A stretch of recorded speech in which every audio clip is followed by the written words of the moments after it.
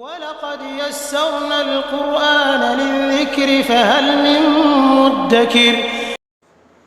ان الحمد للہ وحدہ والصلاة والسلام علی من لا نبی بعدہ۔ سورۃ الانعام آیت نمبر 31۔ اعوذ باللہ السمیع العلیم من الشیطان الرجیم۔ قد یقیناً خسر الذین خسارے میں رہے وہ لوگ کذبوا جنہوں نے جھٹلایا بلقاء اللہ اللہ کی ملاقات کو، حتیٰ یہاں تک کہ اذا جاءتہم الساعۃ جب آ پہنچے گی ان کے پاس قیامت، بغتتاً اچانک، قالوا وہ کہیں گے یا حسرتنا ہائے ہمارا افسوس، علی ما فرطنا اس پر کہ جو ہم نے سستی کی، فیہا اس میں، وہم یحملون اور وہ اٹھائیں گے اوزارہم اپنے وزن، علی ظہورہم اپنی پیٹھوں پر، الا سنو، ساء برا ہے، ما یزرون جو وہ بوجھ اٹھائیں گے۔ پچھلی آیات میں اللہ تبارک و تعالی نے کفار کی یہ بات نقل فرمائی، بیان کی ہے کہ وہ کہتے تھے کہ یہ جو دنیا ہم جی رہے ہیں یہی ہے، اور اس کے آگے دوبارہ اٹھنا اس کا انکار کر رہے تھے۔ پھر اللہ تبارک و تعالی نے فرمایا کہ اے نبی صلی اللہ علیہ وسلم آپ اس حالت کو دیکھیں کہ یہ جب اپنے رب کے سامنے کھڑے کیے جائیں گے، اور اللہ تبارک و تعالی ان پر زجر و توبیخ کرتے ہوئے کہے گا کہ کیا یہ حق نہیں ہے، تو اس وقت وہ اعتراف کر لیں گے۔ فَاعْتَرَفُوا بِذَنبِهِمْ سورہ ملک میں بھی اللہ تبارک و تعالی فرماتے ہیں کہ وہ اپنے گناہوں کا اعتراف کر لیں گے، لیکن اس وقت اعتراف کرنا ان کے لیے کوئی فائدہ مند ثابت نہیں ہوگا۔ تو یہ جو انکار ہے یہ ان کے خسارے کا باعث ہوا۔ خسارہ کس چیز کا ہوا ہے؟ ایک تو انکار کرنے کی وجہ سے اللہ تبارک و تعالیٰ کی طرف سے انعامات، فضل اور نعمتیں ان سے محروم ہو گئے، اور یہی ایک انسان کے لیے سب سے بڑا خسارہ ہے کہ اللہ کی رحمت سے اسے محروم کر دیا جائے، اللہ تبارک و تعالیٰ اپنے فضل سے اسے محروم کر دے۔ تو جو اللہ تبارک و تعالیٰ نے اہل ایمان پر، وہ جو قیامت کے دن پر ایمان رکھتے ہیں اور آخرت کی تیاری کے لیے مصروف رہتے ہیں، ایسے لوگوں پر اللہ تبارک و تعالیٰ نے جو اپنا انعام کرنا ہے، اپنا فضل کرنا ہے، یہ اس فضل سے تو محروم ہو چکے، یہ انکار کی وجہ سے محروم ہوئے ہیں۔ ان کا انکار ان کے خسارے کا باعث بنا، اور خسارہ کیا ہے کہ اللہ کی رحمت سے محروم ہو۔ اور اللہ تبارک و تعالیٰ نہایت رحم کرنے والا ہے، یہ جو بہت زیادہ اللہ کا رحیم ہونا، یہ قیامت کے دن اہل ایمان دیکھیں گے کہ اللہ تبارک و تعالیٰ اپنے بندوں پہ کتنا مہربان ہے۔ تو جو ویسے ہی جھٹلا رہے تھے تو ان کے لیے تو پھر یہ محرومی ہے نا، بہت بڑا خسارہ ہے۔ اور دوسری بات یہ ہے کہ جب انہوں نے قیامت کا انکار کر دیا تو وہ پھر گناہوں میں جری ہو گئے، وہ خوف جاتا رہا کہ کل قیامت کے دن ہم اللہ کے سامنے کھڑے ہوں گے، اس کا جواب دیں گے۔ جب جواب دہی کا احساس ہی جاتا رہا تو گناہ پہ گناہ کیے گئے، اور انہوں نے پھر اتنے گناہ کر لیے کہ اللہ تبارک و تعالیٰ فرماتے ہیں کہ یہ گناہ قیامت کے دن ان کی پیٹھوں پہ سوار ہو جائیں گے، اور قیامت کے دن یہ اپنے گناہوں کو اٹھائے پھریں گے۔ اور از راہ مذاق اہل ایمان سے یہ کہتے تھے، وقال الذین کفروا للذین آمنوا اتبعوا سبیلنا ولنحمل خطایاکم وما هم بحاملین من خطایاہم من شیء انہم لکاذبون۔ اہل ایمان سے کہتے یہ جو تم اس فکر میں رہتے ہو کہ قیامت کا دن آنے والا ہے، ہمارے عمل کے متعلق پوچھا جائے گا، بڑا تمہارے دلوں پر ایک خوف اور اس کی تیاری میں تم لگے رہتے ہو، تو یہ ذمہ داری ہمارے اوپر چھوڑ دو، ہم یہ ذمہ داری لیتے ہیں کہ تمہارے گناہ ہم اٹھا لیں گے، بطور مذاق کہتے تھے۔ تو اللہ تبارک و تعالیٰ نے فرمایا کہ یہ تو نہیں ہو سکتا کہ کوئی کسی کا بوجھ اٹھائے، لیکن یہ جو بات کہہ رہے ہیں یہ جھوٹے ہیں، یہ کوئی قیامت کا اقرار کرنے والے ہیں، یہ تو مذاق کے طور پر کہتے تھے۔ تو ان کے دلوں میں تو خوف ہے ہی نہیں، قیامت کے دن کے لیے تیاری ہے ہی نہیں، تو پھر اس کے لیے یہ خاک محنت کریں گے۔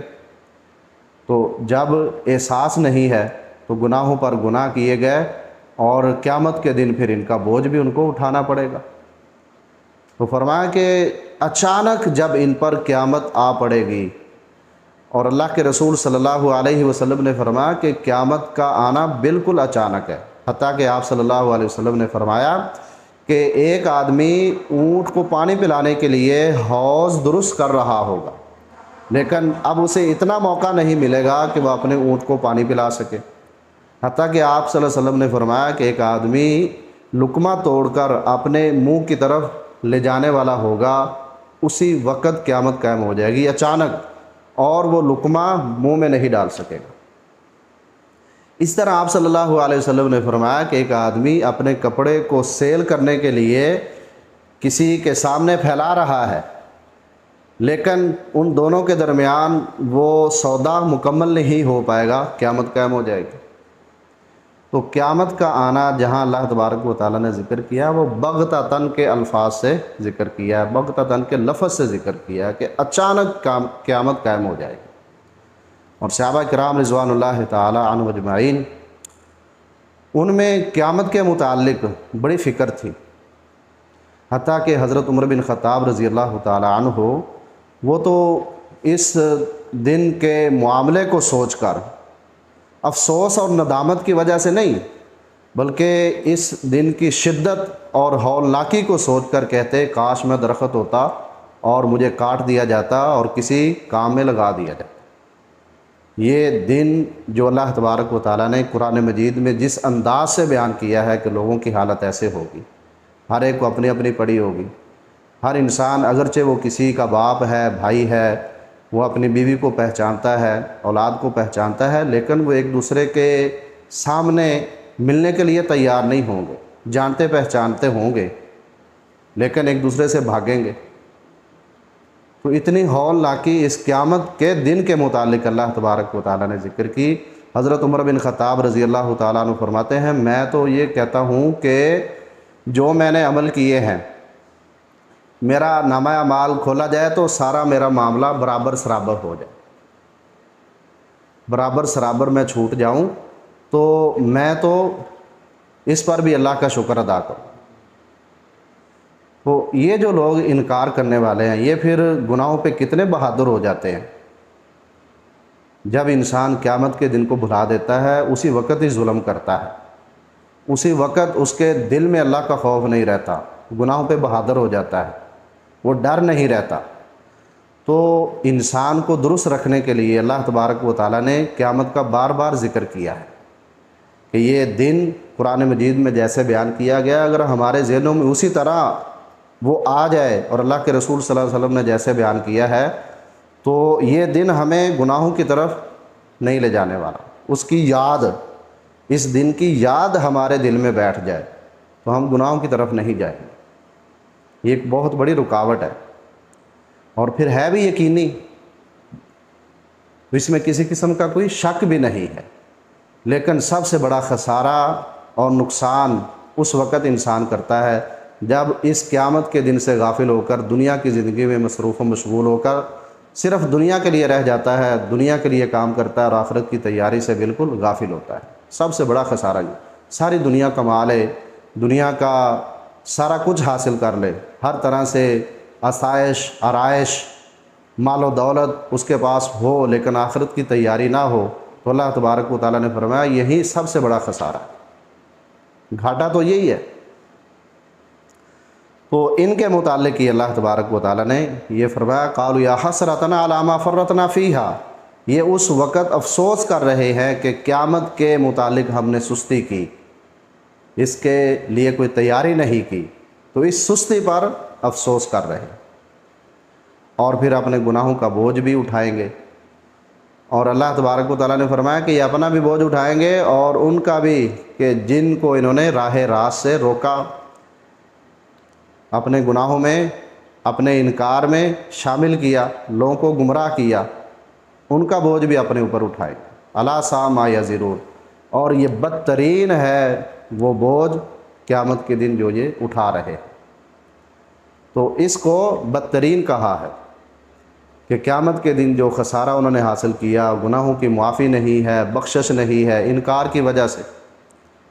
تو یہ بوجھ بہت بدترین ہے جو یہ قیامت کے دن اٹھائیں گے۔ اللہ تبارک و تعالی ہمیں ہدایت اور اس کے مطابق عمل کی توفیق عنایت فرمائے۔ وما علیہ الا البلاغ المبین۔